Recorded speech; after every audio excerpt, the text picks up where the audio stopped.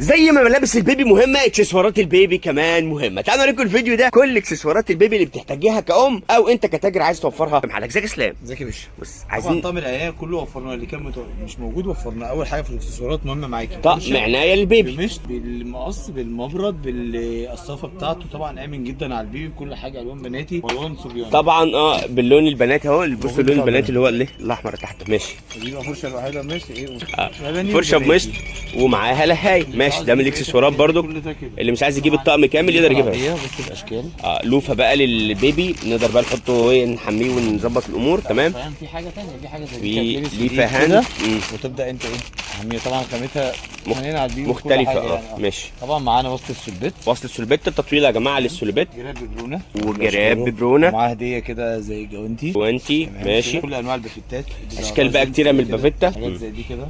بصوا اشكال كتيره من البافيتا بسم الله ما شاء الله كده جميله جدا. طبعا معانا بقى الحاجات اللي هي الشرابات كلها بانواعها كلها، يعني زي ما انت حضرتك شايف كده جميل. اشكالها كلها كده شرابات للبيبي شيء بافيتات. تعال نشوف برضك من الاكسسوارات المهمه سات الرضاعه وفرناه طبعا بكل الوان سات الرضاعه ده اساسي بقى. انت ليكي كمان بتحتاجيه طول الوقت. من جوه كده حته شيفون كده شفافه تشوف البيبي والبيبي يتنفس منها. تمام. حاجه ثانيه زي كده اشكال ثانيه من سات الرضاعه بالوان ثانيه مش كل طبعا جنس. مخدات البيبي، مخدات البيبي للنوم. تمام كل انواعها. تمام. ده اشكال برضك الساتر يا جماعه سواء كان جينز او قطن.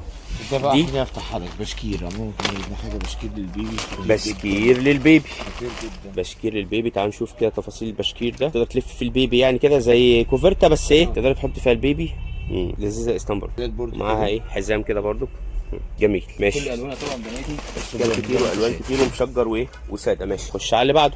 كل الحاجات دي ايه موجوده. دي اكسسوارات للبيبي اللي هي السيليكون برضو دي كل انواعها. البيبيتات السيليكون برضو اساسيه. البيبي لما يكبر شويه بيحتاج ياكل ماشي. انا حاجات زي دي كده جوانتي. قطقم بقى ايس كاب كده لذيذ مع جوانتي ماشي. الحاجات دي كلها كل دي وبرضو كده بص دي اساسيه برضو كاسلام صح.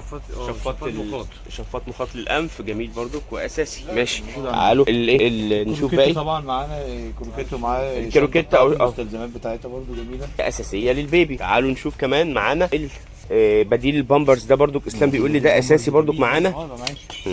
بديل البامبرز ده بقى جديد وبيجي. بص حضرتك بديل بامبرز اهو اندر كده لوحده. طبعا بص في بقى هنا بقى ايه مقاسات.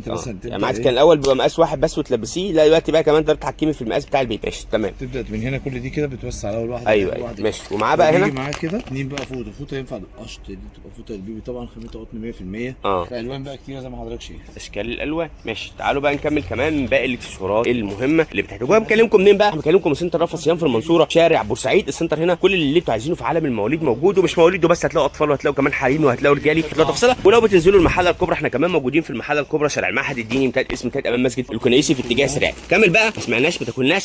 تعالى ده مخده رضاعه بالوانها كلها اشكال مخده الرضاعه بقى شكل تاني واشكال كتير من مخده الرضاعه. ناموسيات بقى عشان الصيف والحشرات اساسيه. كاروكيتات دي برضو مخده الرضاعه بس حجم اصغر شويه صح. طبعا كل بيستخدموا ساعات مخده الرضاعه يعلموا البيبي اللي ازاي يقعد فيها ماشي. تمام.